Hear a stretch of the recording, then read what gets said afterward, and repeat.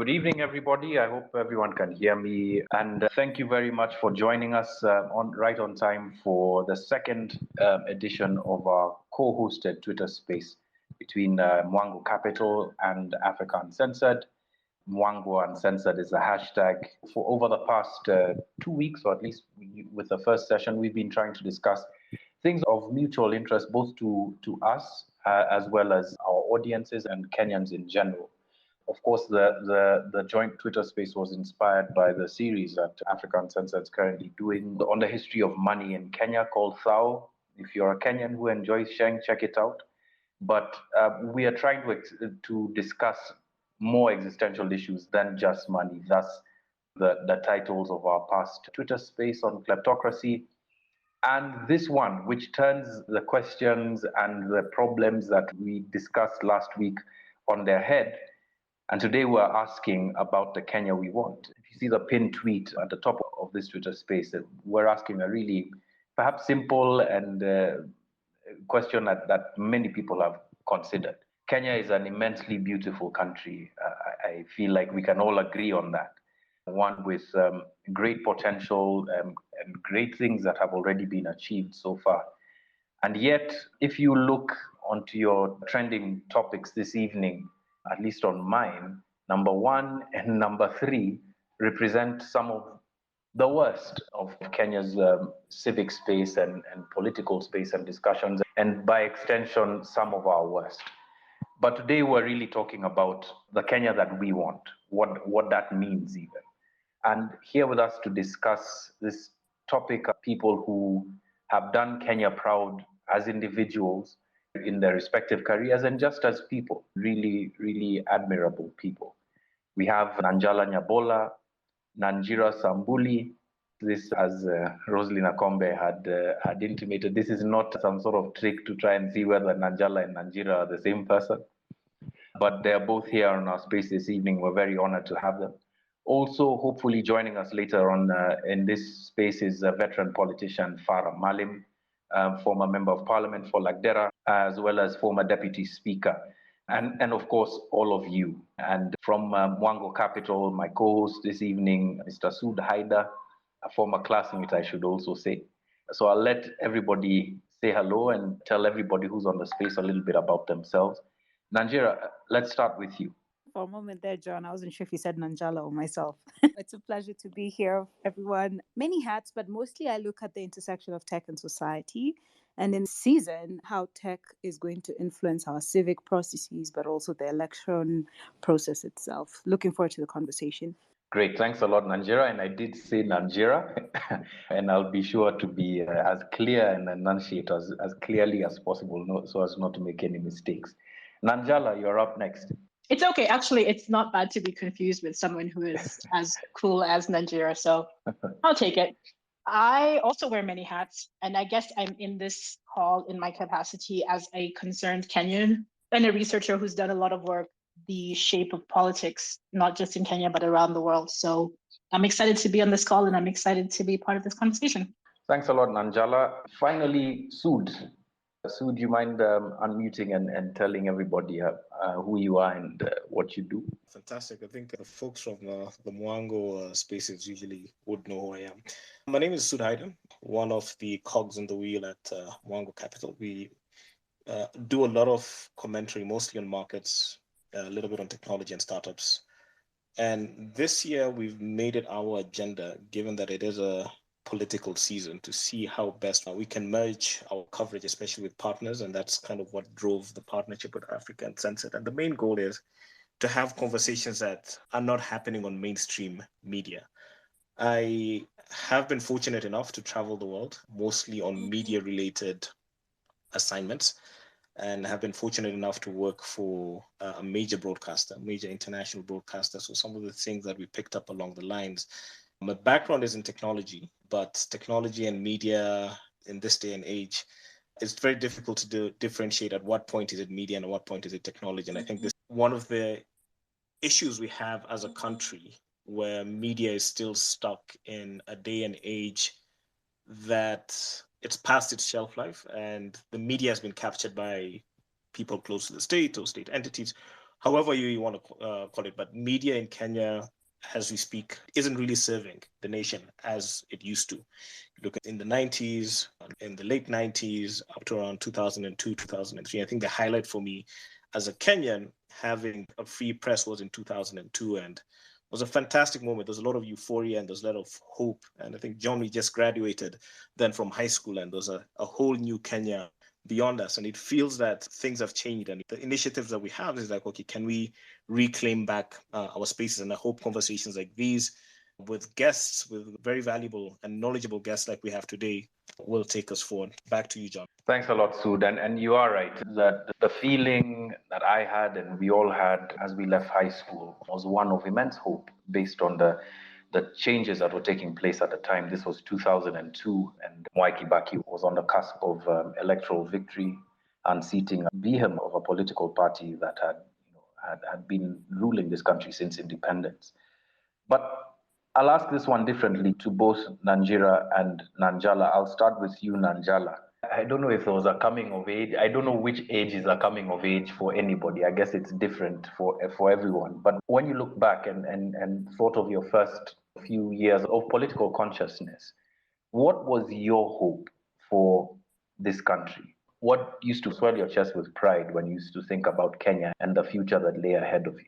That's an interesting question. I don't like to use the millennial Gen X generational markers because I think every society has generational markers.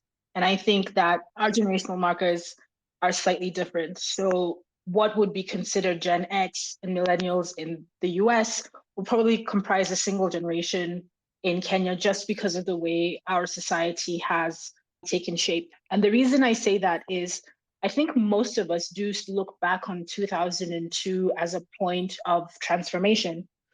And I certainly do, because I'm old enough to remember life under Moi and old enough to have remembered life, the worst moments of living under Moi. Oh, well, you could argue that 82 was the worst moment, but the late 80s, early 90s were no walk in the park either.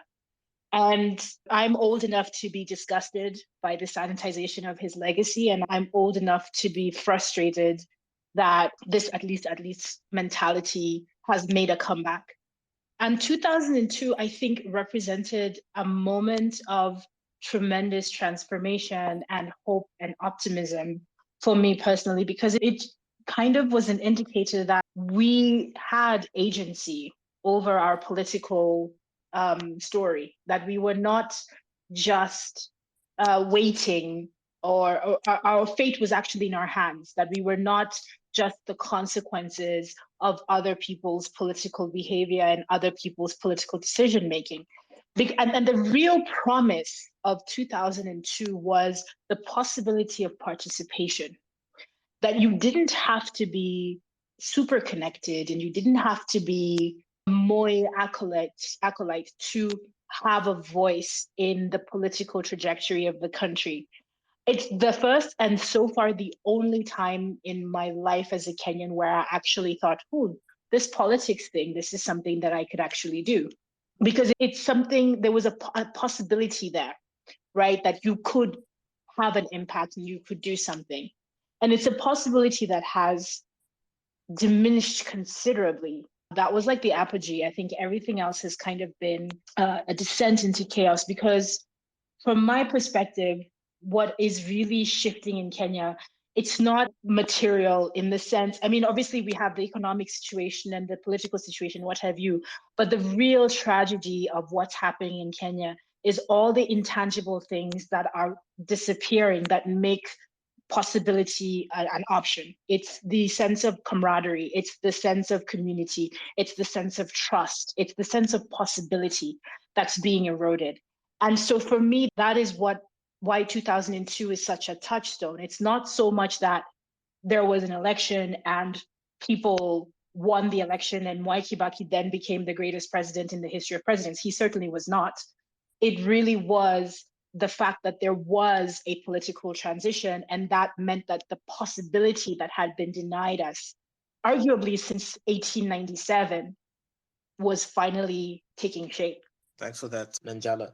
Nanjiro, maybe if you could give us your take, looking at the last 20 years and yourself as a Kenyan who's kind of grown through this space, what has changed? Are we moving forward? Are we moving backwards? How has it panned out? I mean, we're moving. Whether we have a direction is the question before us, I suppose. Yeah, it's quite surreal to think that's 20 years. And I think to Nanjala's point about generational coming of age, I think it's been suggested that with the Kenyan case, you should always speak of the president under whom you grew up and moved from being a non-taxpayer to a taxpayer. So for many of us, it seems the Moi transition was that watershed moment.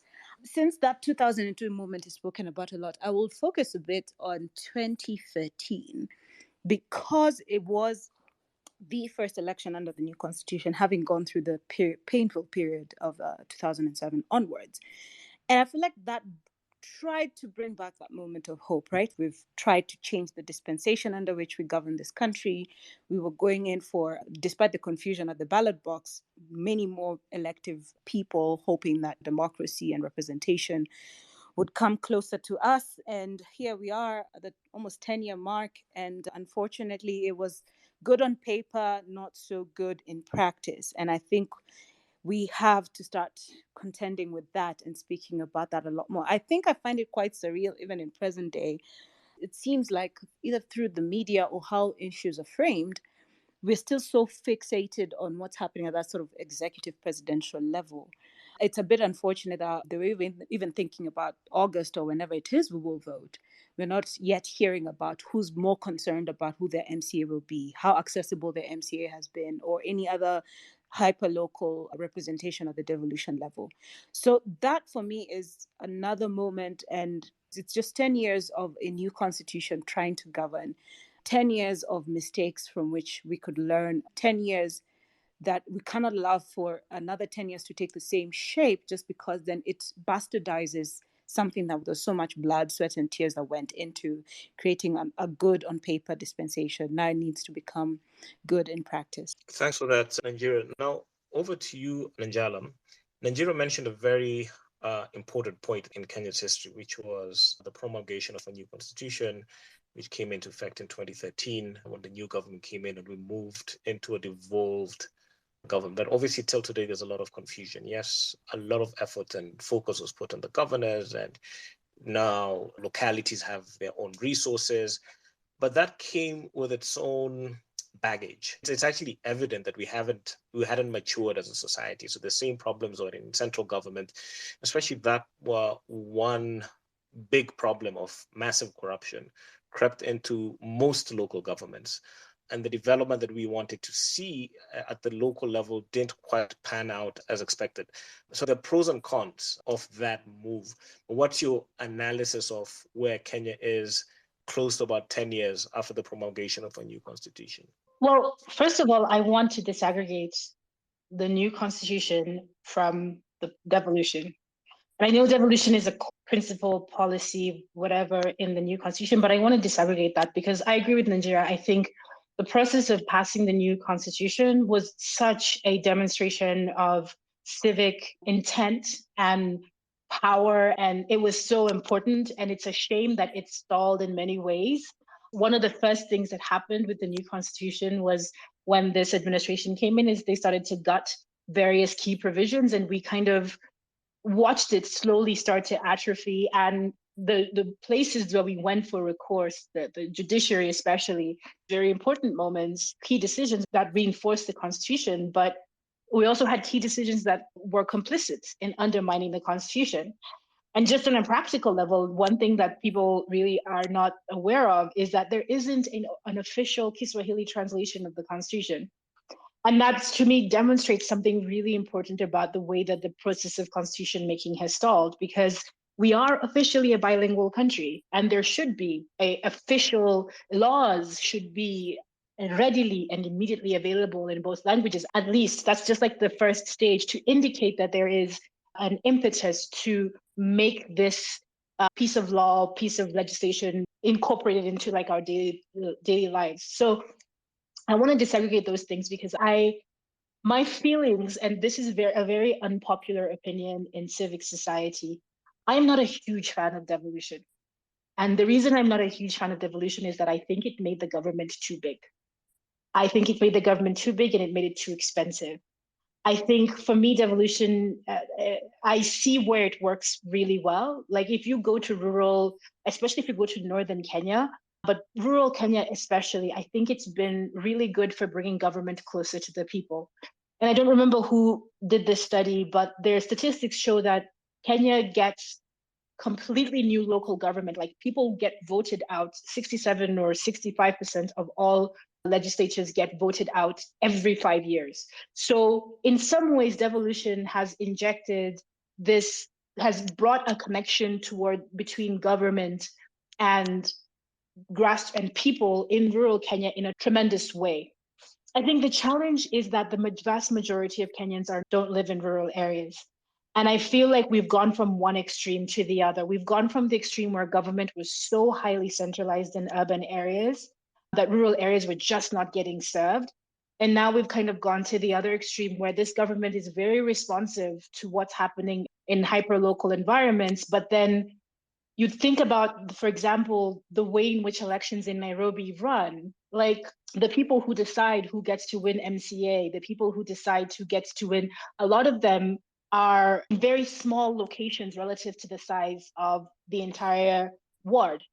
And that complicates the conversation and representation, right? It complicates the conversation on where is my MCA, what is my MCA doing? Because your MCA doesn't actually need you.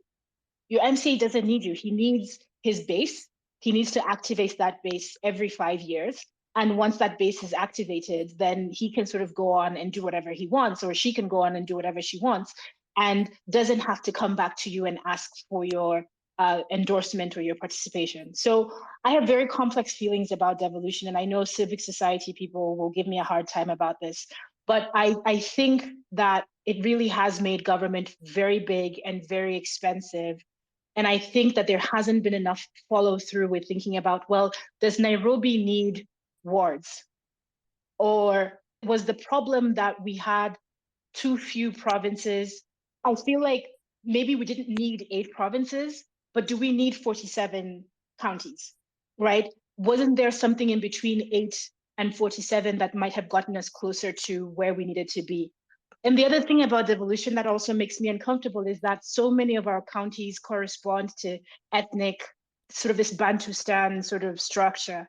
And I think it reinforces ethnic identities in a way that in the long term might be counterproductive. Ethnic federalism is problematic, has always been problematic. Look at Ethiopia, right? Ethnic federalism, what it does is that it brings the allocation of central government resources closer to questions of identity. And the thing is, you can't argue identity. Identity is not a political position. It's not a political opinion. It's part of your makeup, and it's so fluid and it's so changeable. And once we make the allocation of resources almost one-to-one correlated to ethnic identities, then the nature of political contestation changes. I'll give you an example of what happened in Kiambu, I think 2 or 3 years ago, when the governor of Kiambu said that businesses in Kiambu, 60% of businesses had to be owned by residents of Kiambu. Well, Kiambu is a bedroom county of Nairobi, right? There are many people who live in Kiambu, work in Nairobi. It's multi-ethnic. It's people who are leaving the urban sprawl and the pressures of living in Nairobi, moving to Ruaka, moving to all of these neighborhoods. When a governor feels empowered by a political system to make that call in the name of making things better, are we reinforcing a national identity or are we undermining it? And look, I'm the first to acknowledge state making is an inherently violent process. Like, we can romanticize it as much as we want, but the thing, if you look at history and you look at how states go from being ideas to becoming entities that move, that work, that do things, it's a violent process. Something gets broken before you get to the next stage. I just feel like we have gone from one extreme to the other, and there isn't enough political will to mitigate the risks that ethnic federalism presents. And you have these counties like Isiolo, which are 50-50. You have counties like even Garissa, counties that on paper, you assume one thing, but actually on the ground are incredibly, heterogeneous, like they're very multicultural. When you then put pressure on the political system there to respond to the question of ethnic identity. I feel like it creates a lot of problems that we haven't really thought through. So that's my hesitation with devolution. I think that I want it to work, and I've seen it work in many places. I've been to rural Turkana and Marsabit, and I've seen people who don't know who the president is. This really genuinely happened in 2017, talking to people in Mandera. They don't know who the president is because the president, Uhuru Kenyatta, has been to Mandera once or twice, I think, in his presidency. But they know who their MCA is. They know who their women rep is. They know all of these people. And so when the election comes around every 5 years, they know who they need to hold accountable. And that is good. I'm just pushing for what was in between 8 and 47. And how can we capture the spirit of that, even if we're not necessarily going to undo the work that's been done in passing this super progressive constitution. Thanks for that, Njala. You brought up a lot of points, and we'll get to identity later. But still on the Constitution and the complexity of the Constitution. So obviously, the Constitution making in Kenya happened in stages. It didn't happen at once, especially it's been a long journey. And obviously, from the 90s, once multi-party democracy was restored, long and arduous journey. And then post 2007, you have a lot of attention in the country, and all of a sudden, it's like, yes, a new constitution is going to be the answer. And we're kind of seeing the fractures of the constitution, right? Mm-hmm. It's brilliant on paper, and it has its levels of brilliance. But now you've actively participated in civil society. And one of the arguments against civil society in a lot of African countries that it is funded with a certain dogma, or you look at the money line, there's certain principles that are being funded so that a certain agenda can be furthered. And would you say the way the Constitution was structured, there were certain scenarios of Kenyan society that are not properly accounted for?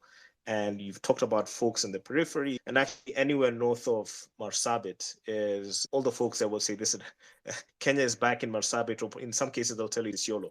But at least now Marsabit has kind of grown. But north of Marsabit town, not the county, but north of Marsabit town, people will be like, Kenya is another country. We don't kind of feel that we're part of the country. Did we leave out a lot of people in this country in terms of the conversations? And has that process been hijacked by the political elite? Oh, is that still for me? Well, I'll say this. I think the process of writing the Constitution was incredibly inclusive. We had the referendum, we had a lot of conversations. I remember that they actually published, that there is no official Kiswahili translation, but there is an unofficial Kiswahili translation. And I remember it was published in the newspaper in small bits and pieces so that people could read and keep up with it. I think the process of having the conversation about the Constitution, it was not linear, it was not straightforward.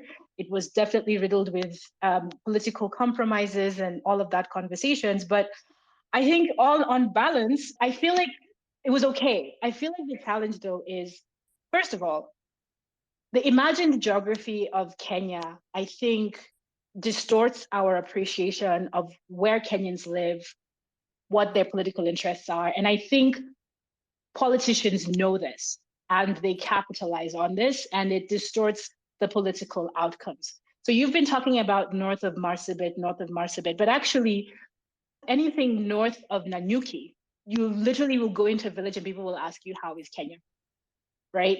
Nanyuki.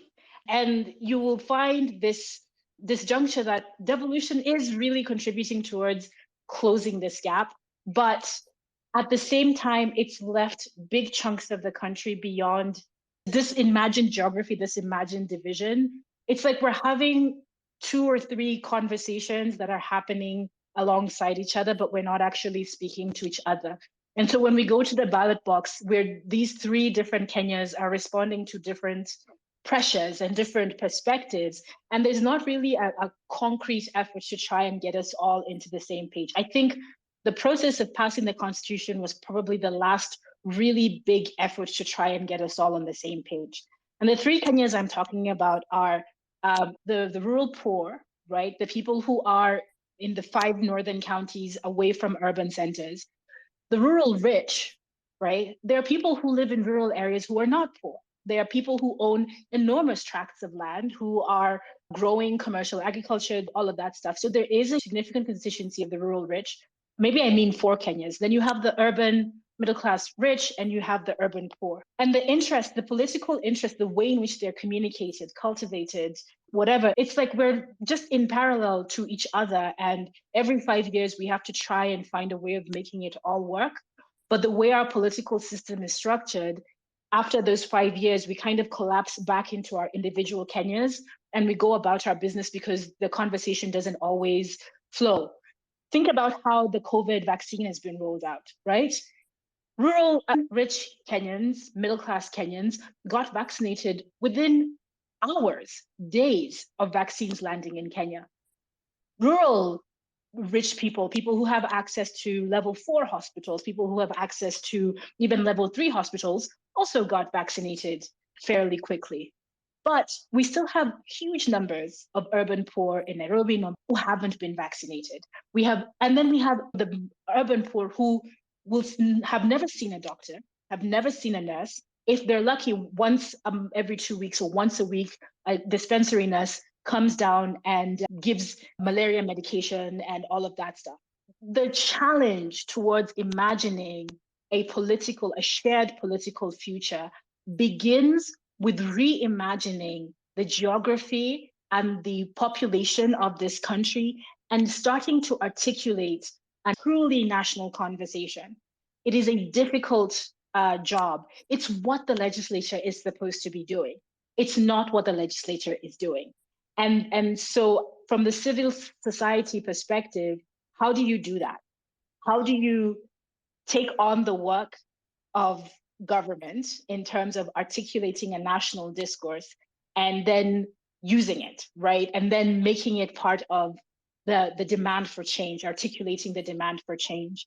And it's a big job. And I think, I feel like we haven't sat with the discomfort of inequality and separateness in this country. And I think that's one of the major stumbling blocks that devolution done right should have addressed. But as you mentioned in the question, it's not necessarily being done right. And so in my perspective, it's actually deepening that inequality rather than addressing it. I hope I've answered your question. Yeah, yes, you have. And you've introduced a lot more questions, but we'll get to other points after we hear from Nigeria. Nigeria Nanjala mentioned a very important point on identity. And in your field, I mean, you've done a lot of work and done a lot of research on how Kenyans interact digitally. Now, I'd like you to kind of give us a commentary on identity and how it's showing up in Kenya. So you've got your folks in rural areas, and we all know that Kenyans, more or less, we tend to identify ourselves along tribal or ethnic lines. But now you're looking at the digital Kenyan.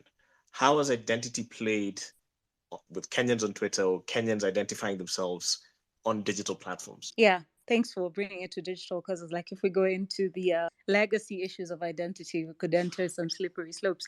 So two things intersect there. There's a generational aspect to the identity formation and the access to these digital tools. And in some ways, I kind of get frustrated when I look at what issues are being covered in the type of polling done either by media or polling actors, in the sense that this election 2022, for example, is going to have a significant number of eligible voters born after the year 2000 or born after Moi, for example, right? Coming of age in an era of digital, in an era of quote unquote new Kenya, depending on how many times Kenya is new. And I don't know if we know for sure how they identify in their Kenyanness.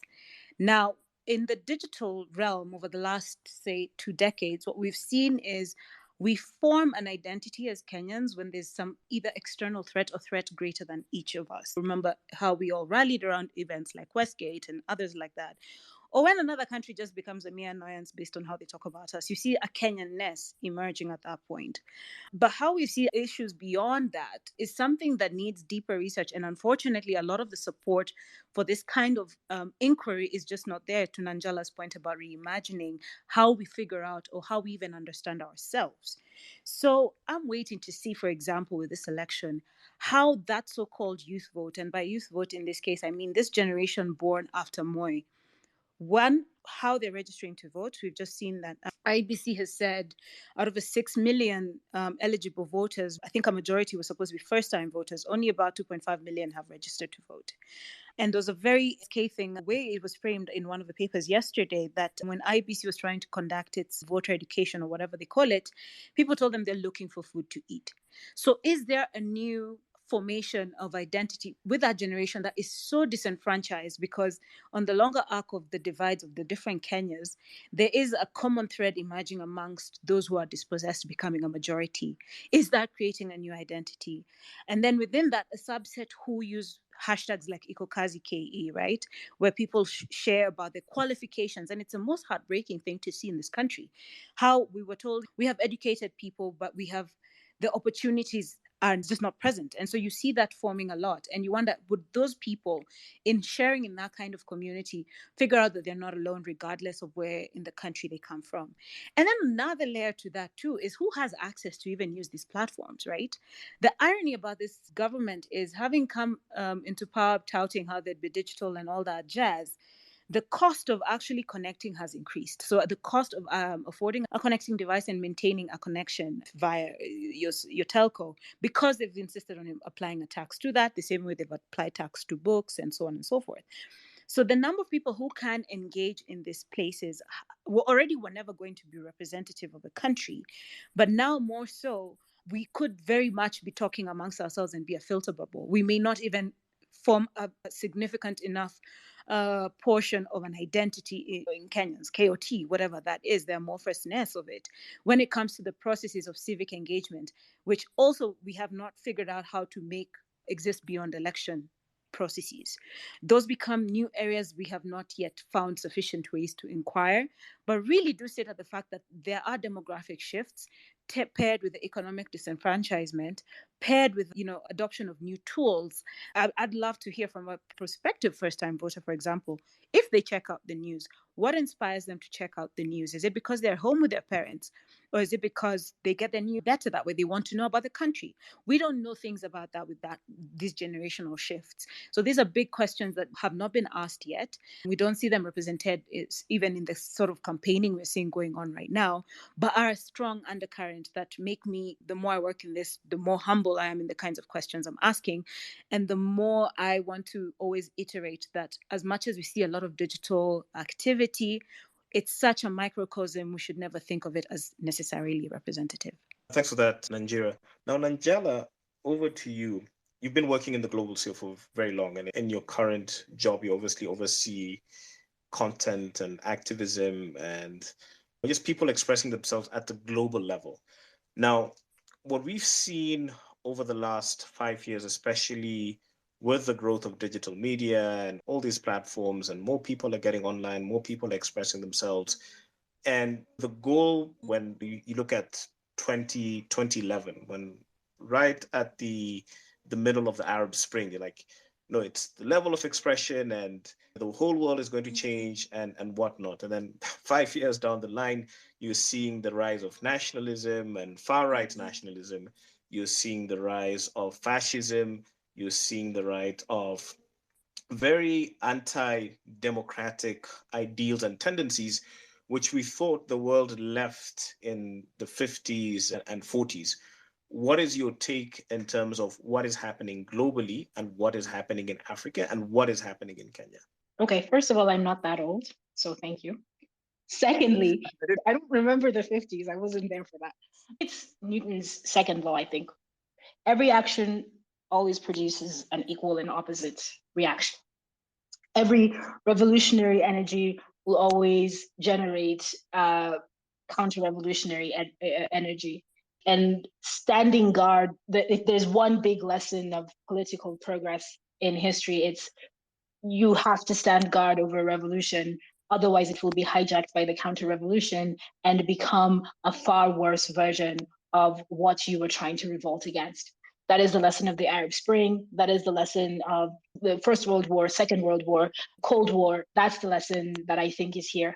Right now, we're in the middle of a counter-revolution against all the progressive energy that was unleashed in the 2000s, right? Again, the Arab Spring was probably the most visible manifestation of something that was happening all over the world, is that people wanting to be part of their political governments in a way that really the previous cycle would have been towards the end of the Cold War, the push to remake the world after this whole East-West division, to move beyond that and really start to remake our societies. So what we're seeing in the 2000s is another manifestation of that. It's that people had been finding themselves and redefining themselves, and the internet is making it easier for people to reimagine their communities, to learn different histories, to push back, to challenge, to organize. But I always tell activists this when I do trainings: power learns and power adapts. And so it's a constant, Angela Davis says, freedom is a constant struggle. You constantly have to be vigilant over a revolution. Otherwise, the counter-revolutionary energy will eat your revolution and will destroy it from the inside. I think that this right-wing backlash that we're living in this moment is a counter-revolutionary energy that manifests in different ways. It's different faces of the same energy. It's people who were benefiting from the status quo getting anxious that equality might undermine whatever advantages that they had. And it's weird. The most right-wing people, the people who are actually invading the Capitol Hill in the US, and the people who are protesting refugees in the UK or whatever, are people who did not benefit from, they were like on the lowest or the lower rungs of that previous system. They just felt like those little morsels, the scraps that were falling off from the table, are being threatened, and therefore they go over and above what is normal or sensible to defend it. This counter-revolutionary energy is reacting to the optimism and the hope that existed towards the end of the 1990s, the noughties, when people really started to imagine different political futures after the end of the Cold War. And so I think it's a reminder for vigilance, and it's a reminder that a major tragedy of politics is always that bad people are somehow almost always more organized than good people. And because there's a critical mass of people who think that if they just keep their heads down and don't bother anyone, everything's going to work out fine.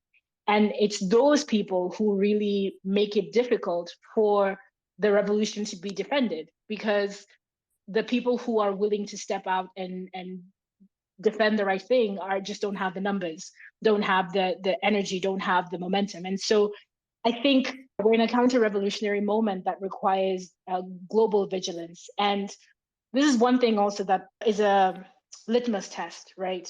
The way the world treats the most vulnerable people is an indicator of where global politics is heading. And for me, I've made this case multiple times, and I'll make it again in this space.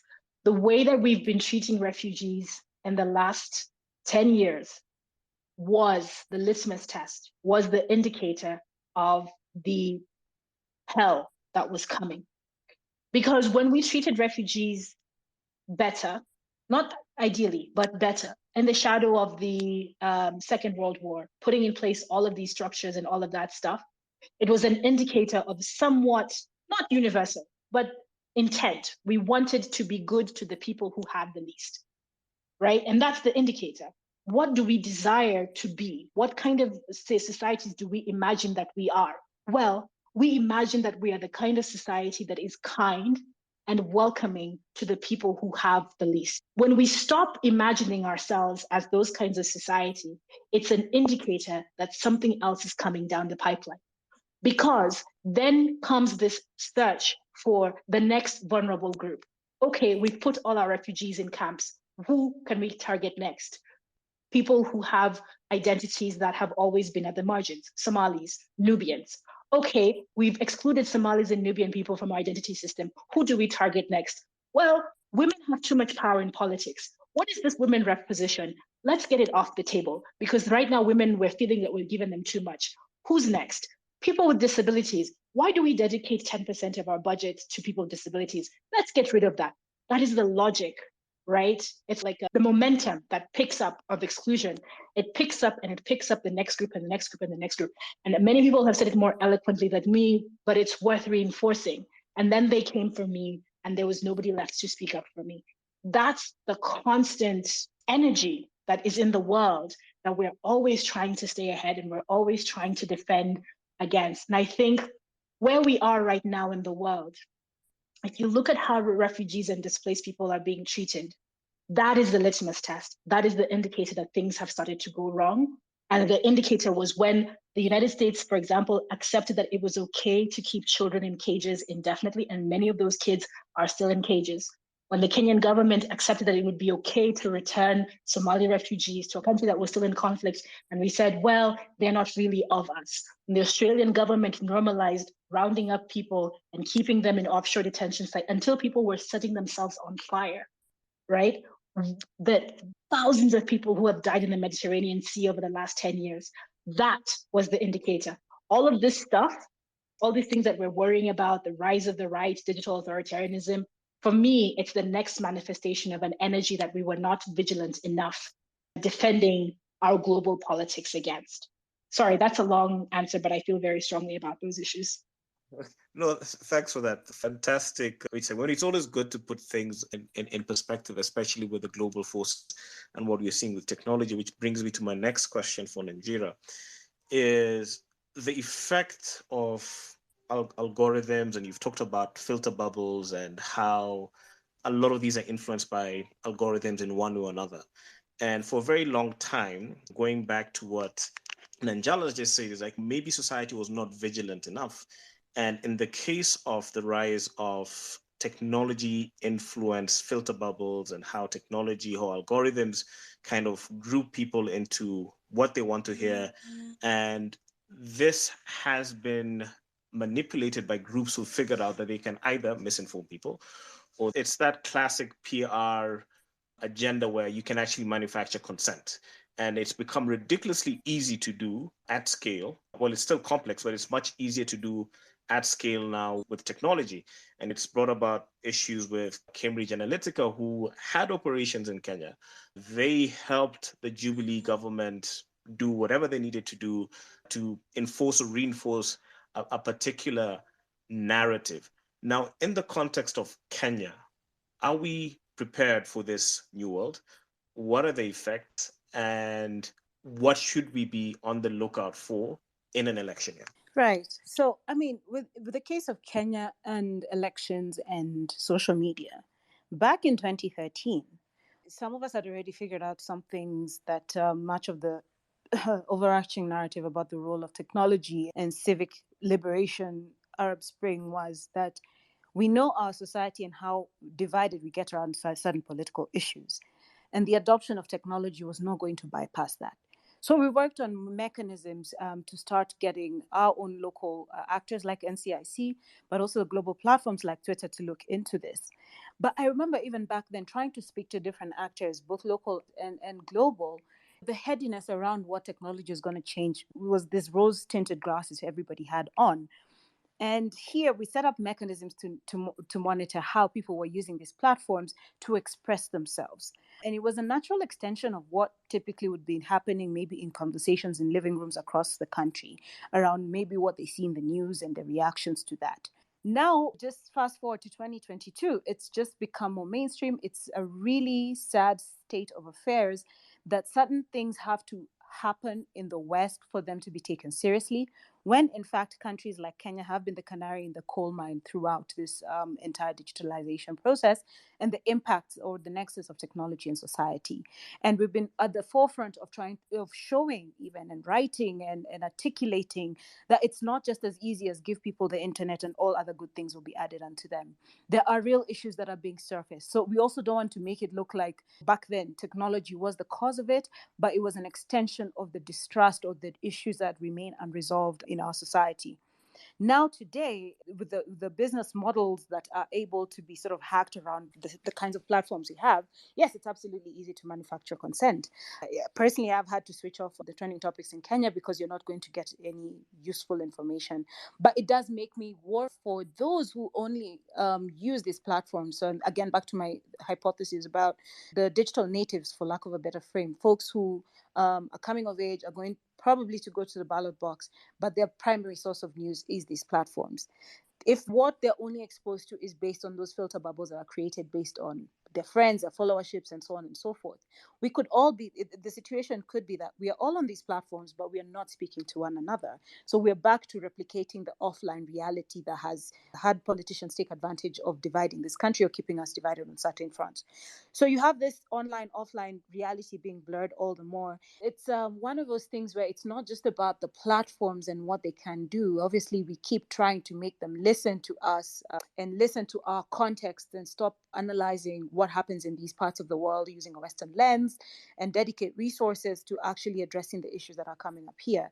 But even for us to realize that every day when you get on this platform, for example, ask yourself, okay, based on what you have been exposed to in terms of individual takes or news or whatever, what have you not been exposed to? Because those are some of the individual and collective ways we can start obfuscating the effect technology is having on us. So there's that dual responsibility where, yes, we keep pushing for the platforms to do better, but we ourselves have to ask ourselves, while existing in this reality, just ask yourself once a week, what kind of filter bubble have I found myself into? What have I not found out? What have I not found out about the perspective of this country or about an issue that suddenly has everybody's attention? And it sucks because part of this always places an unfortunate and unfair burden on individuals. But it speaks to a bigger issue we've been dancing around in this conversation. How do we organize things that go beyond a season? So how do we organize mechanisms and strategies and resistances that go beyond these flashpoint moments like elections? That for me remains a bigger question about the state of Kenya or the Kenya we want, and how we can achieve it through both online and offline ways is a unique Kenyan possibility with an imaginary applied to it. Thanks for that, Nanjira. So we will open up the floor to audience questions right after the hour. You can DM either at Mwango Capital or African Censored. You can ask for the mic and you will more than likely be given a slot to ask the panelists questions. I will move over to you now, Nanjala. You've been one of the main analysts actually looking at the Kenyan political landscape and global political landscape on various issues. But I want to put you on the spot here to ask you, what happened to the Kenyan opposition and what can be done to revive it? It's 9:00 and you're asking me like meta questions. What happened to the Kenyan opposition? I think one overarching issue that isn't just about electoral politics, but is about society and, community in Kenya is we are fundamentally a low trust society. And trust is such a key value in building community and social networks. Unfortunately, the proxy for trust in a lot of our lives is ethnicity. I will go to this guy because he is, and it's not even ethnicity in a linear way. It's really big family, right? It's not that a Luya person knows that they can speak to any Luya person and they will be helped. It's that there's a specific second cousin, twice removed person. And then when you zoom out on relation, then you end up with this network, right? And so I think we have made trust, we have made this identity question a proxy for trust. And trust needs to work beyond that and needs to cut across some of these intangible divisions in order for the state's building and for the political projects to work. So I think the first thing that's happened is that we were a low trust society under Kenyatta the First and Moi because there was a deliberate effort to undermine the networks that made trust possible. There is infiltration of student groups. There is infiltration of church groups. There is arrests. There is spying. There is kidnappings, disappearings, mysterious deaths. All of that has a psychic effect. And one of the things that it does is it undermines trust. And the generation teaches their children that trust is always going to be more contingent than it should be. And that makes it difficult to build networks that exist beyond what is verifiable, provable, attainable, which is the ethnic and I would say the social networks, not necessarily one-to-one ethnic networks, where trust can manifest safely, right? Where you feel like you can let your guard down. So the first thing I would point to is that the erosion of trust makes building community beyond ethnic consocial networks, it makes it difficult, right? The second thing that I think makes it difficult is trauma.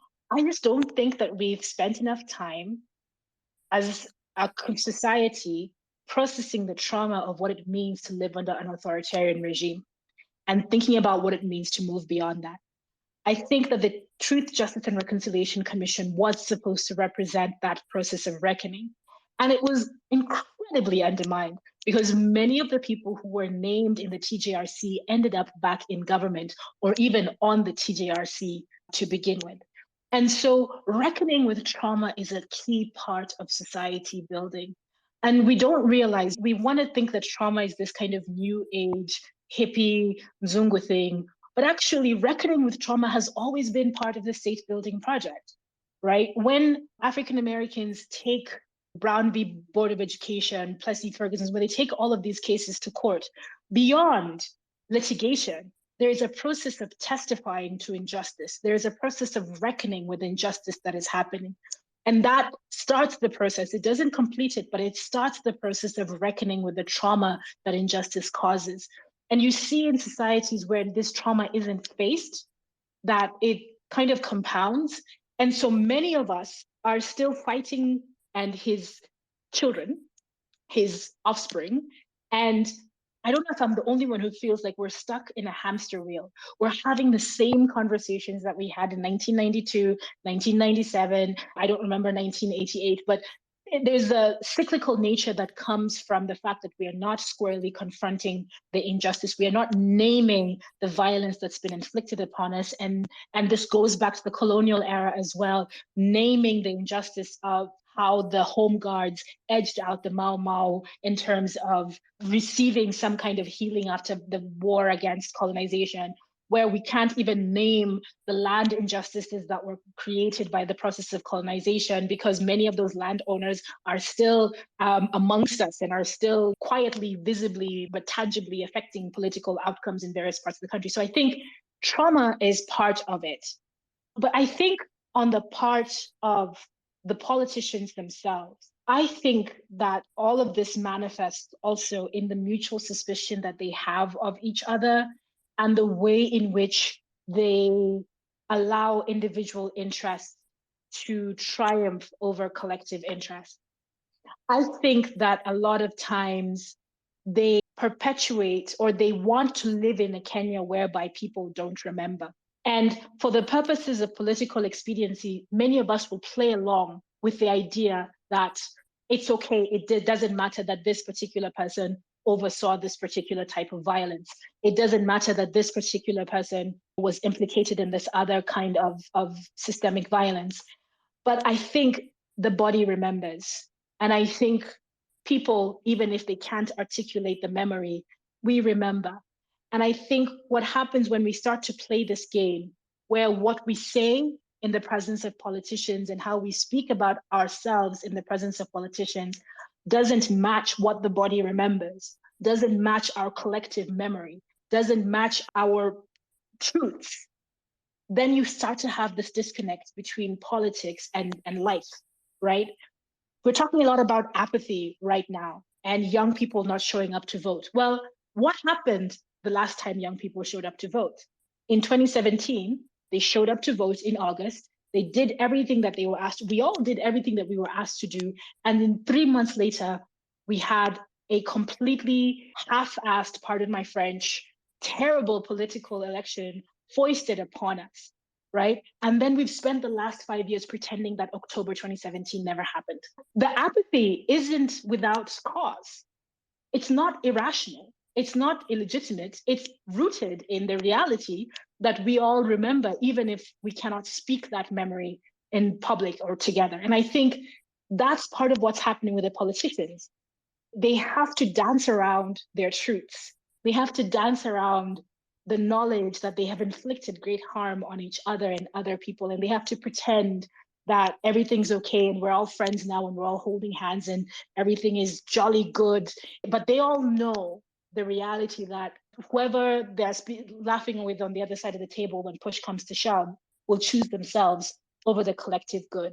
And I think for me, what I try to tell people all the time in political analysis is we have to stop pretending that politics isn't about people.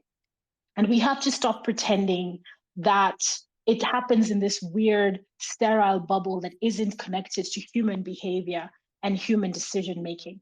And once you start to bring the human elements back into thinking about, it's a very colonial mentality when people write about African politics and they talk about structures and they don't talk about people and they don't talk about agents. And this is one of the things, for example, in digital democracy that I was writing against, that you can't just talk about political parties and state house and all of these things and not talk about the human elements that go into shaping our political realities. And so for me, the human elements are really key here. It's trauma.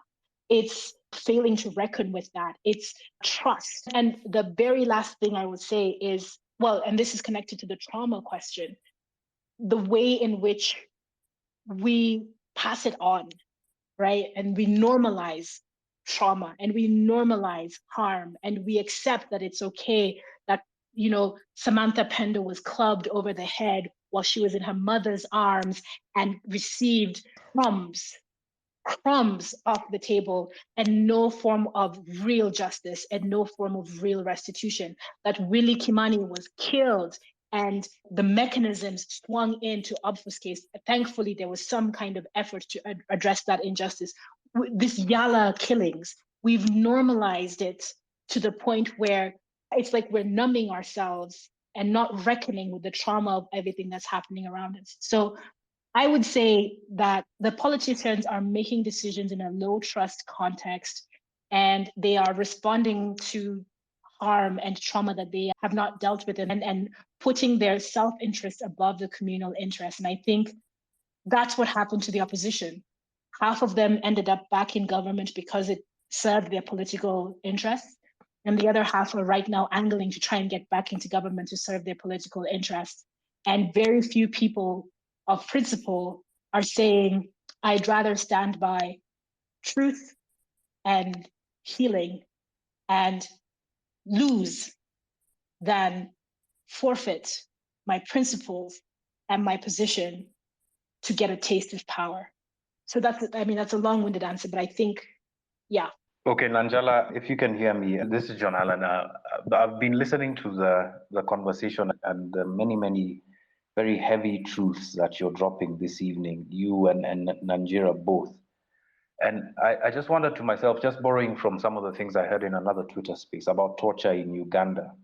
One of the things that I think it was Ivan Okuda who was speaking about this, the kinds of things that he witnessed when applauding the hosts of the space and the team that AIIJ said, is that for once we have elite consensus that this is something wrong and we need to do something about it. So just picking up from where you just left off, is there such a thing as a certain quantum of consensus around what really ails this country that then now will force us to move? Or do you think that we are too divided, too defeated to actually move forward? And I ask this also with the context of 2002. Many people thought that Khan would never leave, but it left. So yeah, Nanjala, you can take a crack at that, and maybe Nanjira can come in with an answer as well. No, I don't think we're on the same page about what's happened in Kenya. I really don't. And again, for me, this goes back. I spend a lot of time working on colonial archives because right now I'm thinking about identity systems and the Huduma number, but also in relation to the Kipande system. And the fact that, just give by illustration, one of the main things that the resistance to colonization was organized around in Kenya was resisting the Kipande system. Karaoke, where in parliament, why do we still have this Kipande system when this was the thing that we were fighting against? If you go back to the Hansard, all the way to the first Africans who were admitted into the Legislative Council, this was the thing that they said we must get rid of because it dehumanizes us, right? Here we are, almost 100 years later, more than 100 years later, reimagining the Kipande for the digital age. The root cause, the thing that we rejected, we said we never grappled with what it meant to have that dog tag around your neck and the humiliation. We're just thinking about, let's just throw some tech at it and it will fix the underlying socio-political conditions that made the Kipande so deplorable to our forefathers and mothers. I don't think we're on the same page about what ails us. And I think when you say Moi left, I don't think Moi left. I think Moi, the person, might have left, but I think the structures that he built still very much dominate Kenyan politics because we have a memory problem. We don't have a collective archive that is representative of our political truth. So if we can't even agree on what happened, how can we agree to move forward from it? Another example I'll give you is, like I said, I spend a lot of time in archives and I'm always struck by how much Kenyan archives are edited, erased willy-nilly, and entire episodes that we all saw.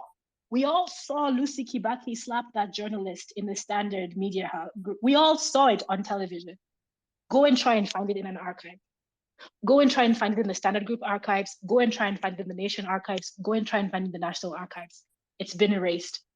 When you think about the week of, if you go and do research on the week that Robert Oko was murdered or his body was found, it's weird. I was writing an essay about the Nyayo Pioneer, and the Nyayo Pioneer car was launched on February 19th, 1990. And Robert Oko's body was found on February 12th, 1990. I wasn't even looking for the Oko story. I really wasn't looking for it. I was looking for the media hype around the Nyayo Pioneer car. I challenge you, go to the archives and try and find the newspapers from that week of 1990 in Kenya. So you see, these gaps in memory have a long-term impact because what are we then telling the next generation? There's been a massive, and Nigeria alluded to this, 60% of Kenyans are below the age of 30. That means 60% of Kenyans were born after, maths is not my strong suit, 1992. 60% of Kenyans are not old enough to remember February 12th to February 19th, 1990. Have their parents told them about February 12th, February 19th, 1990? Have the newspapers told them? Have the television told them? Have the keepers of memory done their job of transmitting memory so that the next generation isn't reifying, repeating the mistakes of the past, isn't reacting to fighting ghosts that they don't know and they can't name and they can't identify? I love that thing that Yvonne Adhiambo wrote in Dust, and I cite it a lot of time. Kenya has 3 national languages: English, Kiswahili, and silence. And this silence, it's like a specter, it's like a ghost that hovers over all of our political conversations. It makes it hard for us to be honest with ourselves. It makes it hard for us to be honest with each other. And therefore, it makes it hard for us to demonstrate political behavior that is true to our political circumstances. Instead of having people fighting inequality and injustice, we have people who think that if they just play along, they can be the next generation of millionaires. If they just go along with this political, whatever is sexy in politics this week, they will also eat the crumbs from the table, not knowing that what their parents know, which is that this carousel goes round and the crumbs never fall off the table. You just end up being a lackey for a system that's going to chew you up and spit you out. And I will finish by saying this. I would love for every Kenyan, if possible, to read All About Love by Bell Hooks, because I think it's a really important thing. I spend a lot of time, like I said, thinking beyond structures and thinking beyond voting and everything. What I would want, when you invited me and you said the Kenya that we want, more than anything, what I want for Kenya, I want Kenyans to love themselves enough to choose wisely. I want Kenyans to love themselves enough to dream of a better future. I want Kenyans to love themselves enough to imagine that their cities deserve trees and sidewalks and parks. I want Kenyans to love themselves enough to reckon with the harm that has been inflicted upon them and to respond to it in a constructive way and in a productive way. And it's not an easy thing to articulate in the political science that is grounded in this Western epistemology, this Western way of doing political science, but it is rooted in the way in which our societies are structured. African Indigenous knowledge, African Indigenous communities were not grounded in punishment, were not grounded in criminalization, and most of Kenyan traditional societies didn't have kings. We had councils of, it was rooted in consociality, it was rooted in community. And I want Kenyans to love themselves enough to imagine that a similar political trajectory is possible and to fight for that future because we deserve it. Indeed, we do deserve that kind of a future. Nanjira, wow. Okay, now I'm just trying to absorb everything that Nanjala has just said, but I want us to sort of root ourselves now in the current contest or contestations for power. And you've spoken a lot about our identity and the erasure of any claims to, or very many claims to our identity, our digital identities. Now, just broadening this and sort of speaking to some of the same things that Nanjala was saying, what can a Kenyan do? What can a young Kenyan who feels that there's something wrong? They might not be able to put a name on it because if they look, as Nanjala said, in the archives, they really can't diagnose what the problem is. But what tools do you think are available today for a young Kenyan to really stand up and fight for what it is that they want, for that future that they want? And what if there's no history that binds us together, like even this contemporary history? Then what are the things that can really bind us together that we can agree about, that then we can start to fight for? And do you think they're within reach, possibly within the next few months? Our anger binds us. It's an anger. If I was just reflecting on the fact that 92, 2002, and seemingly 2022 elections or election seasons really bring us against on something we're against. So we have more of a pattern of voting out rather than voting for. And if we take it for a moment to just say that's okay, what anger can we go and sue against the ballot on August 9th? Because it could be what we're seeing in apathy in terms of registering to vote, where the legitimacy of the whole process is not being conferred by people just saying they're not going to vote, or sentiments of why would I spend another couple of hours lining up and it has not done anything for me. If we meet ourselves where we are, I think we can also work from there, because I'm worried of trying to give a prescription that removes us from where we are, which is we are angry. I defy to find except a very small microcosm of Kenyans who is not angry. Now, how do we work with that anger as a starting point? Because it is, I saw this beautiful saying yesterday, that anger is justice, is a way of justice trying to articulate itself. How do we work with that? In fact, yes, anger is justice forming in the body. Anger is boundaries.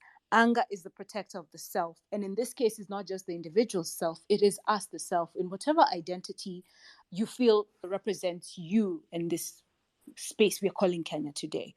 I think if we even just think about between now and August, our organization around that.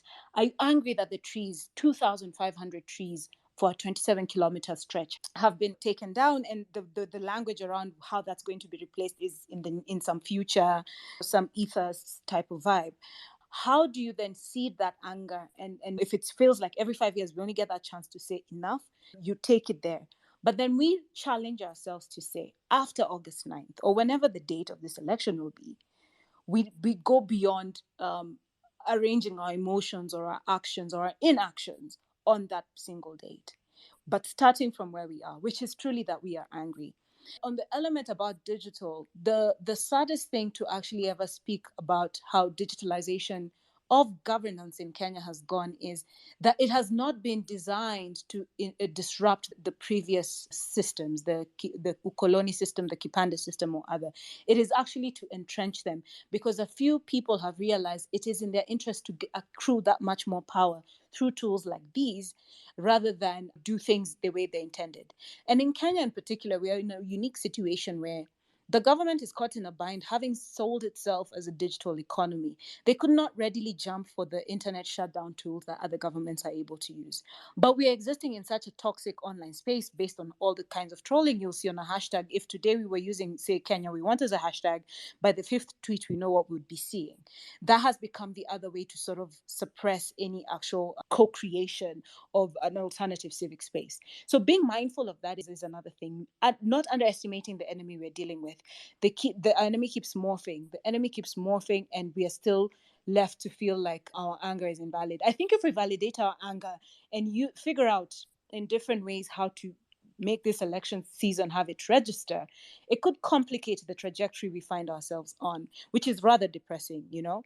But I feel like to the language that Nanjala and I have already now got into, which is around the psychology of things, if we just also start validating these feelings and start writing them or speaking to them, or I don't know, I really am trying to not be prescriptive because it manifests so differently. But for the 400 or so of us who are here, who let's argue that we share the same online space, what's the one thing we can agree upon that we would take on? And not just for a 1 week hashtag vibes thing. That's a sad thing about also digital platforms. And I remember back in the day, Sood, when we all first got on Twitter, we had the online offline where we would start conversations like these, would meet offline and try and create some action. So it was that kind of trying to go against the tide of things. I think we really need to revisit those elements. We had little tools and strategies we've tried over the years as a people. If we start bringing them back and stacking them one against the other in a consistency, still within the framework of the angle we face, we could yet find ourselves writing a different story. Okay, thanks a lot, Nanjala. I just made the mistake. I said I wasn't going to make Nanjira. It was bound to happen. Now, I want to bring those of us who are on the space this evening to ask your questions or comments. We're going to be opening up or handing over the microphone soon to ask your questions or give brief comments. So you can just raise your hands using the emojis down at the bottom of your screen. But soon, as people are lining up to speak, I want to ask you, because you started by framing your experience largely within the media and a very deep understanding of the media. Now, this is a big question, but I think it's one that you can handle. So what then does the media generally do to start to get people creating the Kenya that they want? I'd assume that the media is important enough to have some level of influence in guiding these kinds of discussions and even co-creating, as Nigeria said, the kind of future that we have.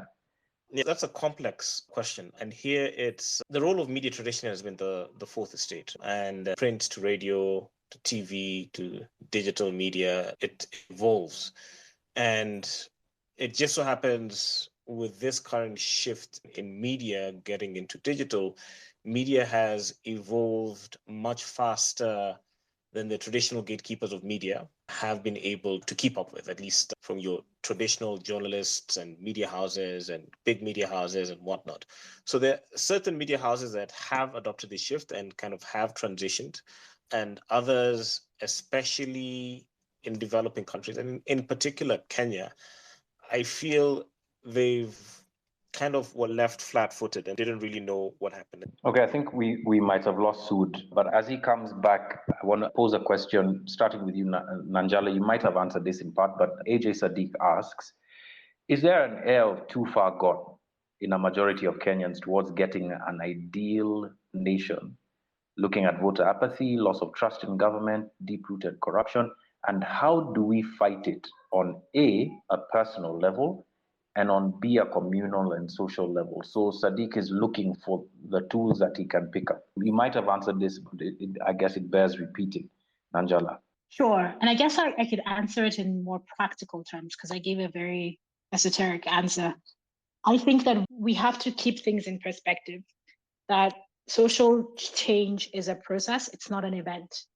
And that's, if there's anything that the last 20 years of Kenyan politics have reinforced, it is that social change is a process. It's not an event. And so every day we have to wake up and decide to be different and be better and make the choices that make things better, whether that is refusing to give up the road when the Mheshimiwa with his whatever is barreling down the road, whether it's refusing to participate in whatever it is that is you feel like is corruption, right? It's refusing to participate in the things that are leading us off the path. And I think that's the first thing, is to break it down into the smallest possible units of action that we can take every day and choose to take every day. Speaking up in defense of the natural environment, speaking up in defense of different kind of politics, manifesting, behaving in a way that asks for that different kind of politics, instead of remaining within the social circles that are predetermined by a class, a society divided by class and ethno-nationalism, moving beyond that and looking beyond that and building communities that are built on something else. For many of us, the only places, those of us who are religious in some ways, the only places where we're properly mixing with people who have different backgrounds from us is on Sundays or on Fridays or days when people go to temple. And I think, how do we do things differently? And I'm sorry, this is an extended answer, because this was the other thing that I forgot to mention. One structural thing that's happened in Kenya that is a big reason why we are struggling to articulate different politics is the loss of the physical public sphere. That we don't really have many places where we can gather that are not religious, that are not bars and restaurants.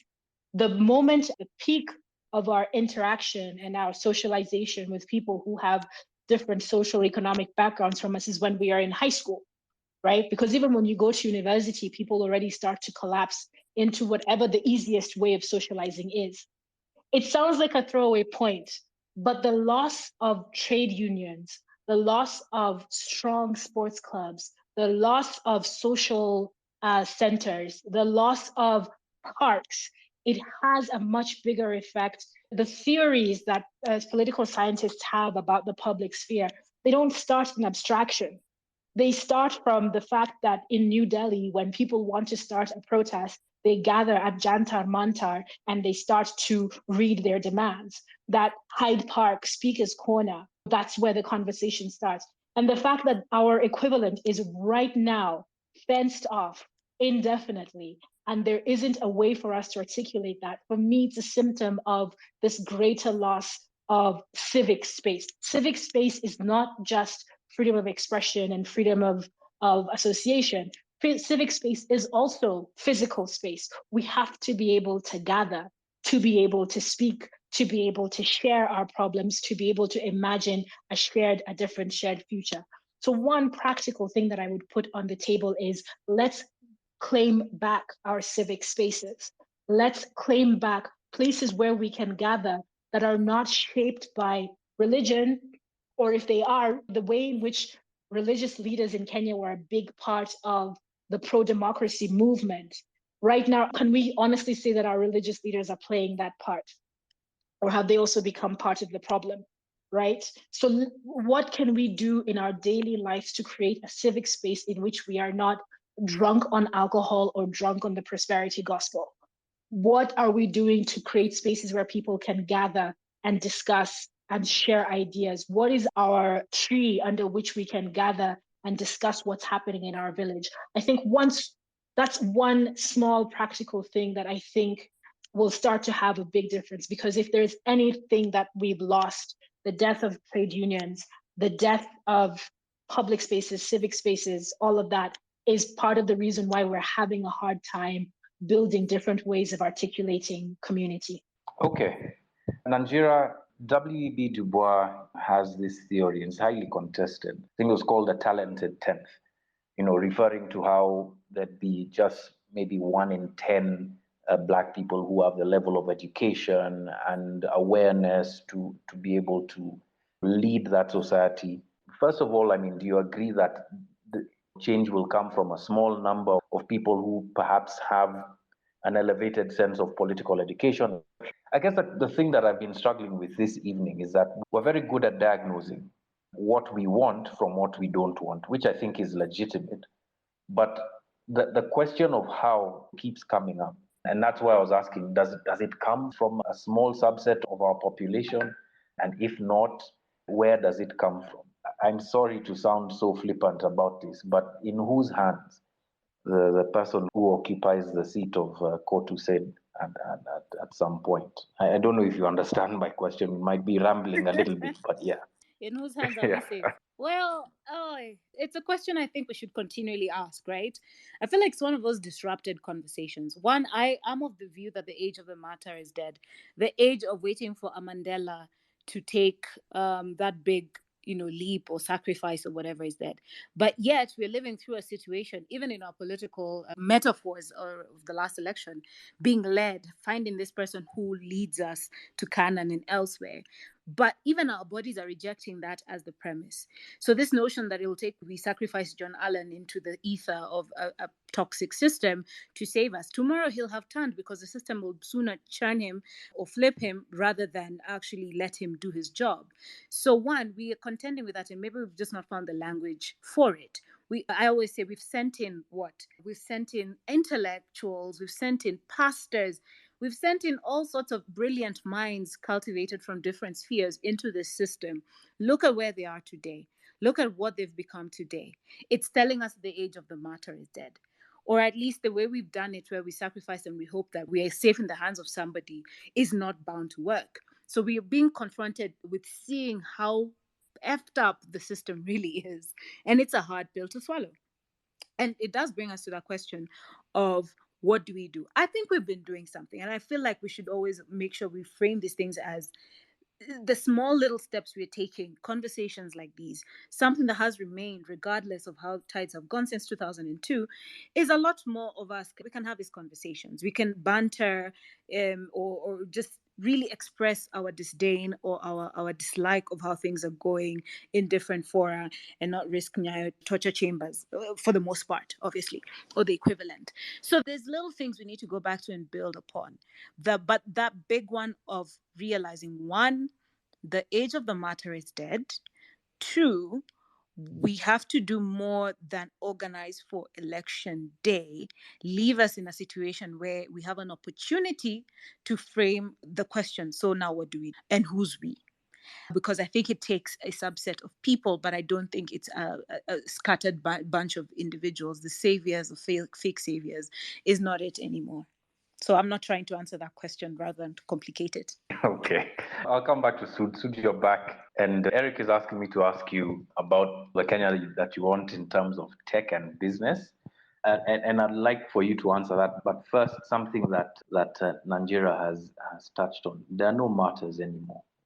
And we have thrown intellectuals, politicians, orators, even the uneducated at the system, and somehow they have been spat out. They've been spat out, and the system continues to grow and to eat.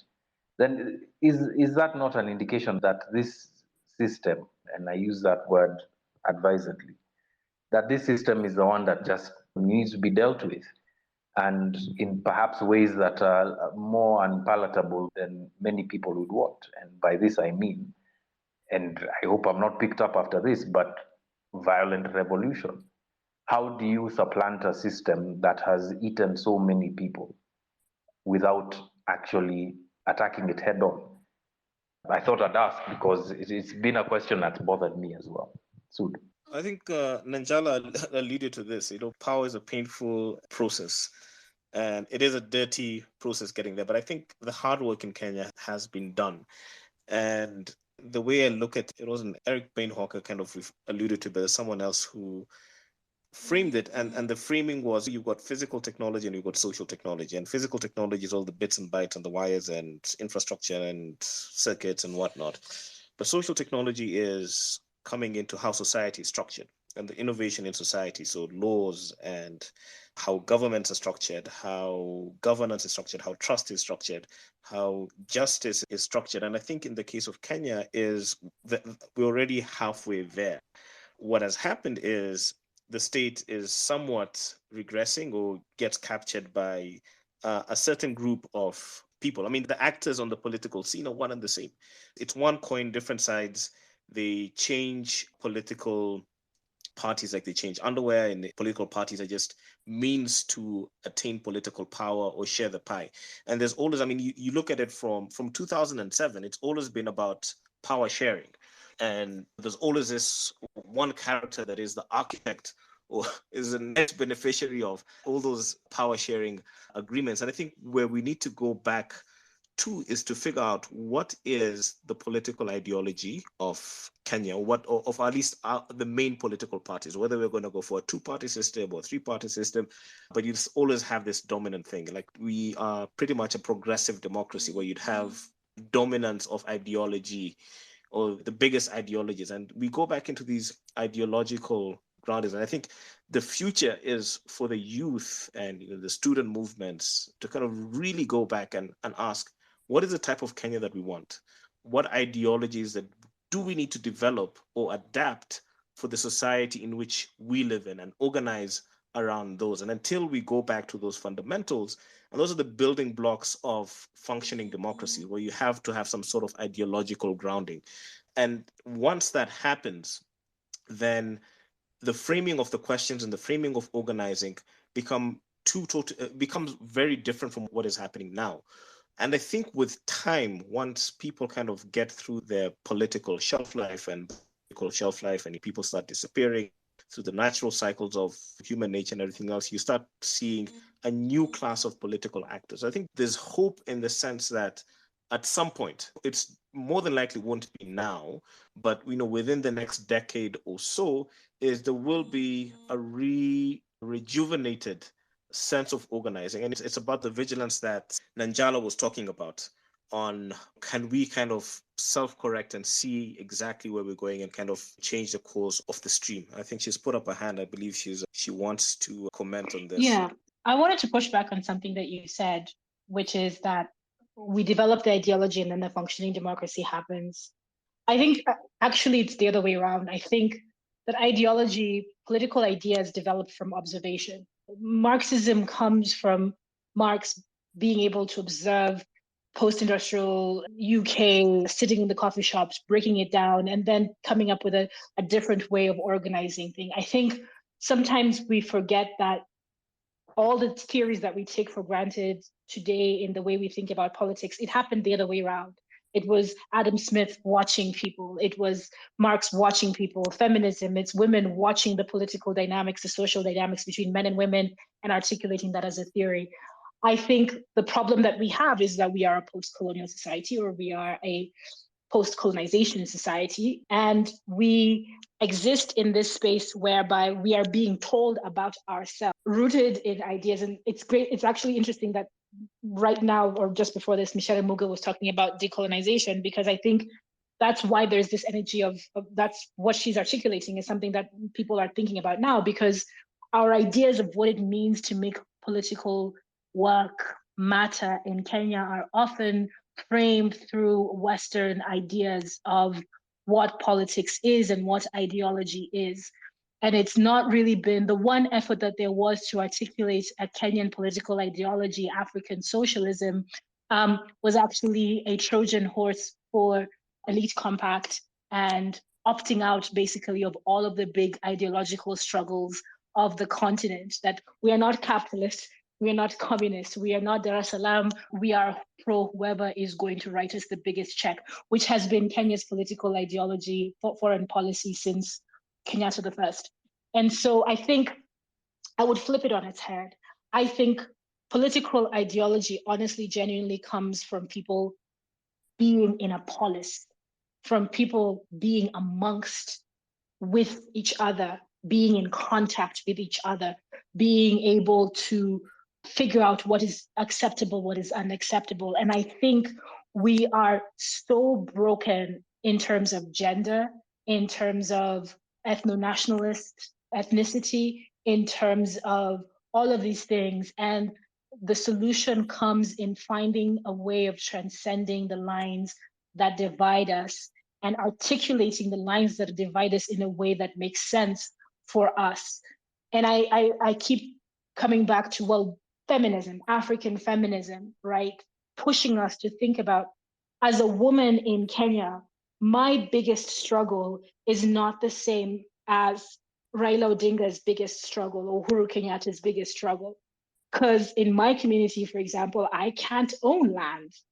So I can't fight about something that I can't own. I'm not going to go out in the street and throw stones over something that I can't. And this is the situation for the vast majority of women in this country. When you go and ask a woman in Mandera, what her primary concerns are.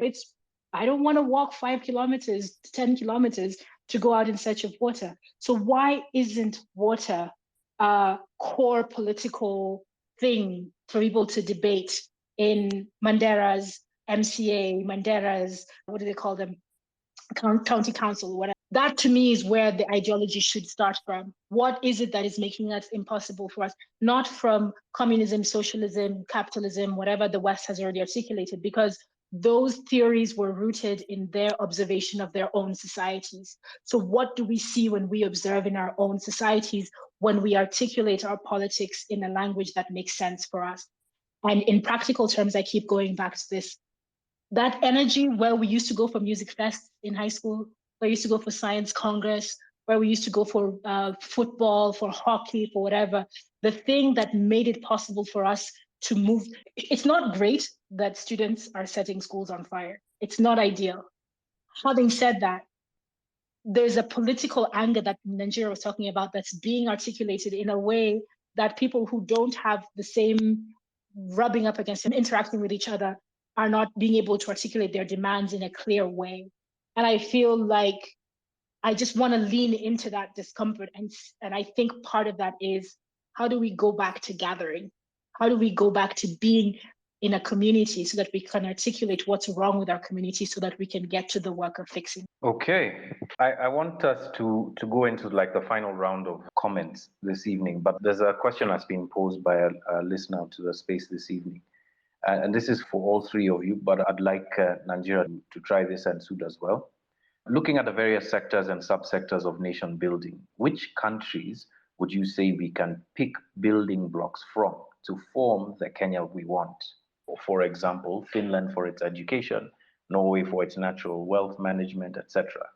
Nigeria, why don't you take a crack at that? Personally, I struggle with this notion that we must borrow, and I think Nanjala has given us a really good frame. If we were to observe ourselves, observing others and what they've done would build on that. So the problem we've had, and we see this even in the rhetoric that the president uses about Kenya being at par with Singapore and others.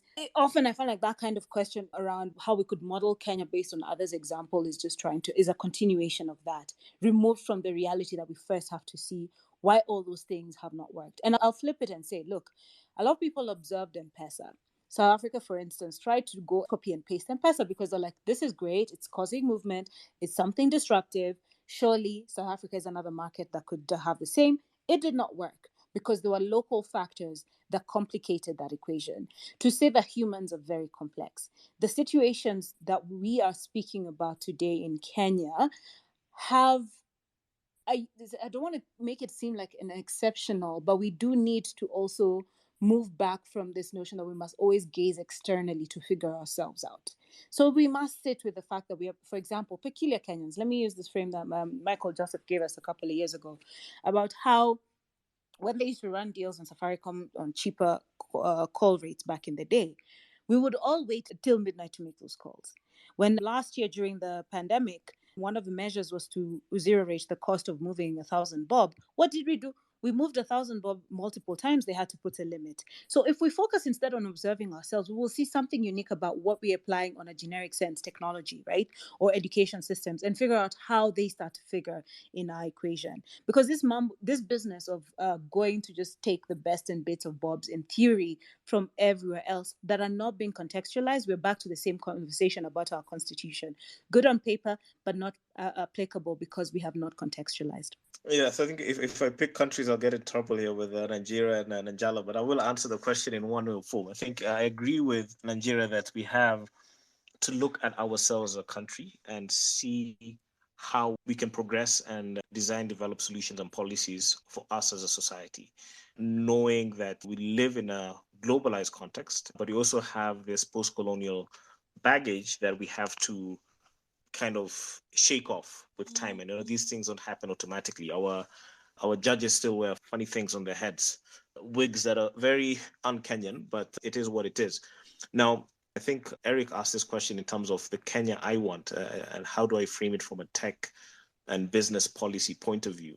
And Nigeria did mention that we went through this wave where Kenya was the hotbed of tech in Africa, and we had this brilliant M-Pesa system, and everyone was looking at us and everything else. But you look at what has happened over the last 10 years, I find very disappointing, especially having very qualified practitioners in government who are supposed to be driving policy, is we've literally regressed on the continent. And we've regressed in terms of civil liberties, we've regressed in terms of data privacy, we've regressed in terms of just figuring out what the next step is for technology. If you look at technology policy as a whole, is IT equipment, phones, computers, and everything else have become more expensive. More taxes are going into communications, which is absolutely ridiculous. The policy gains that were made under the Kibaki regime have all been erased. And the government is not actually thinking in terms of what is going to happen to this generation of Kenyans that are growing up now. Someone who just graduates out of university or primary school, and you're moving into a tech-driven world, and you're making tech ridiculously more expensive. And they came in with this whole hope. It's like, hey, we the digital guys, and we're going to give laptops to children, and we're going to do this and that and everything else. And all that was fluff. Like, they had no substance. They didn't have the right policymakers come in and take the country to the next level.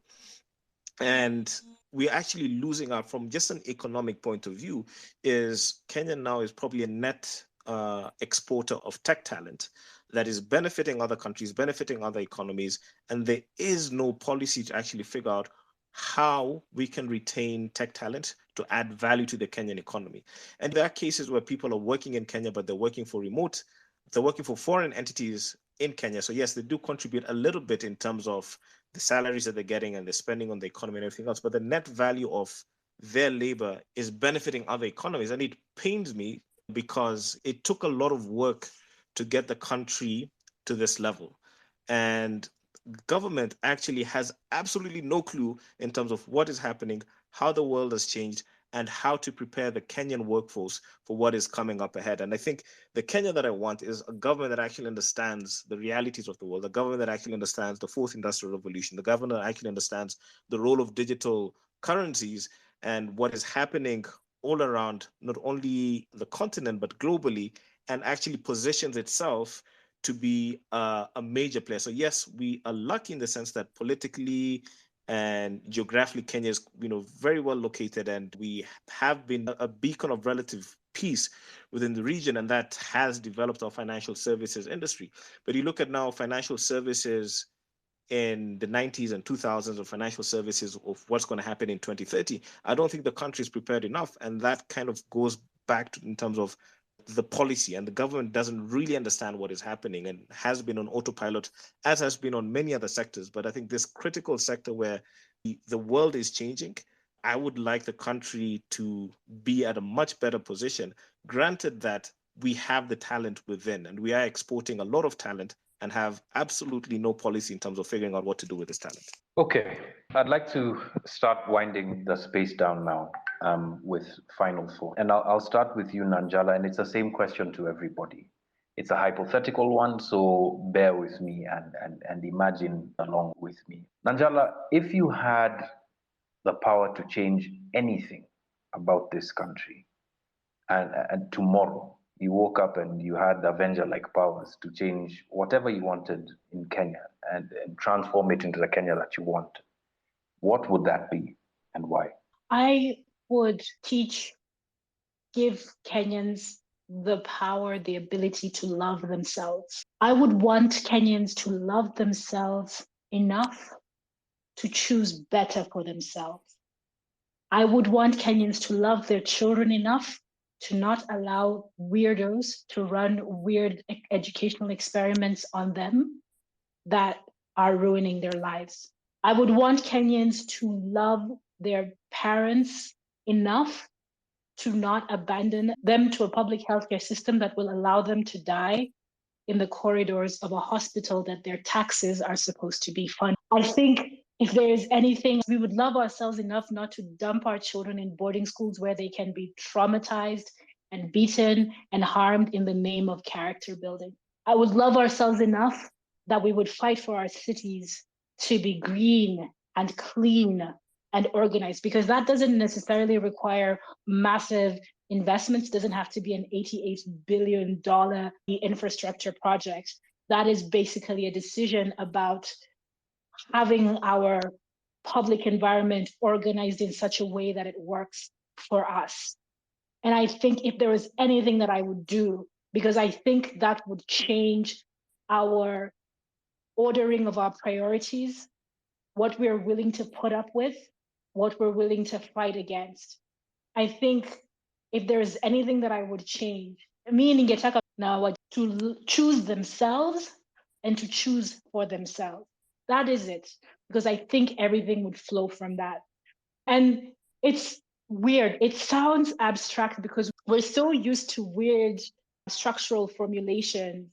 And I think the easy things then start to sound hard because it's like we haven't developed not we as Kenyans, we as people, as human beings, we spend so much time studying ideology and studying electoral politics and studying structures, and we lose our ability to articulate values and ideals.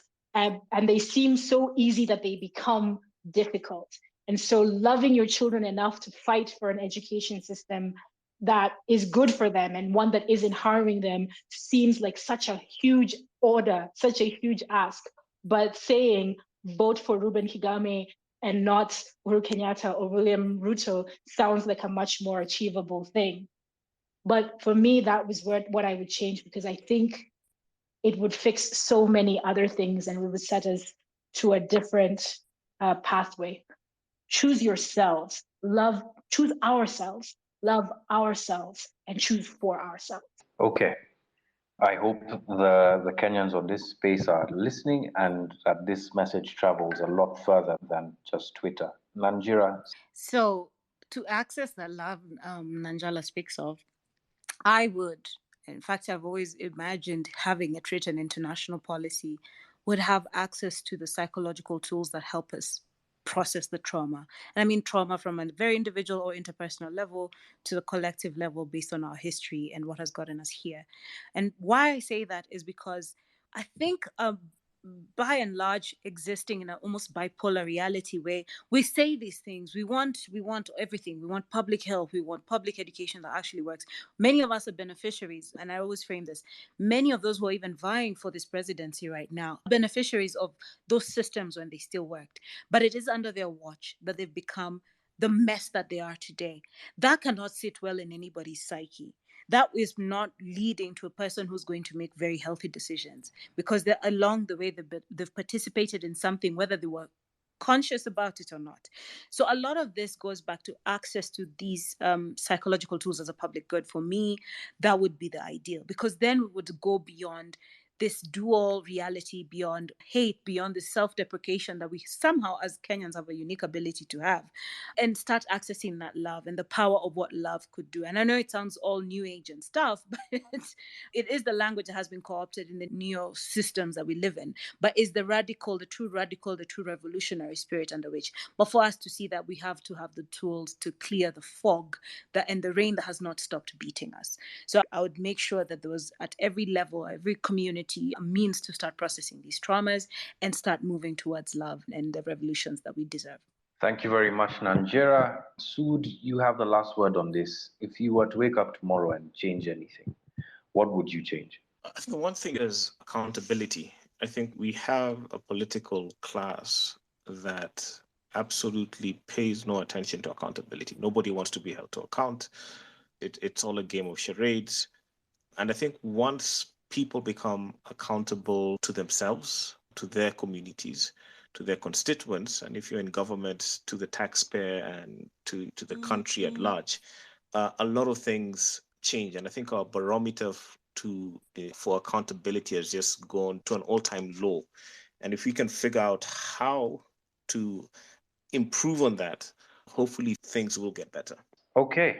Accountability, love of self, and love for one another, moving towards love, all incredibly important and insightful things that you've just mentioned, all three of you. And this entire evening, it's been comment after comment that really sinks deeply. And I thank each one of you for being so generous with your time and with your comments. Before I close down the space, there's one or two comments that I want to read from one or two other people who've been listening. So his handle is @Demao, and he says, what's the point of doing such a good diagnosis of Kenya for almost 2 hours, then you end up discussing how democracy and politicians will solve the issues they themselves have created? And what's the point of inviting us to listen if we can't contribute our proposed solutions? Apologies, Demao, we just didn't see your hand going up, but you did propose a solution earlier, which is the main problem is that we do not have a coherent national and spatial economic plan or coherent county integrated development plans derived from the national one, both required by the Constitution of Kenya 2010 were planless at all levels. Gazingi Gladys says, the Kenya I want is one where taxes work for us. I think that's something that's agreed. Not to take away from the very heavy comments that have been made this evening. And once again, I'd just like to thank you all. Let's see, there's one or two more. Dr. Brown Mokaya says, the thing that makes me feel agitated is when the president of Kenya stands on the podium and says that our economy is better than it was before. I look at the GDP he comes in with, and the GDP has shrunk essentially. And thank you very much for the comments that you've made this evening. Once again, we really, really appreciate your time. Nanjala, all of your comments are well received. We thank you very much, as we do Nanjira Sambuli, for incredibly insightful things that you've said this evening. The same to you, Sood, and to all of you who've been listening and following and commenting on our various handles. We'll hope to have more time for people to raise their hands and comment in the next edition of Mwango Uncensored. For now, I'd just like to say thank you very much. Have a great evening. Continue to interact with us on our socials, at Mwango Capital, at Africa Uncensored. And a small plug for Africa Uncensored, the FAO series on the story of money continues. You can catch it on YouTube and share your comments with us there as well as follow some of our work. The same for Mwango Capital, a lot of research going into the financial situation across the country, the various conversations that we're having. For now, thank you very much and have a great evening. Godspeed. Kwaherini.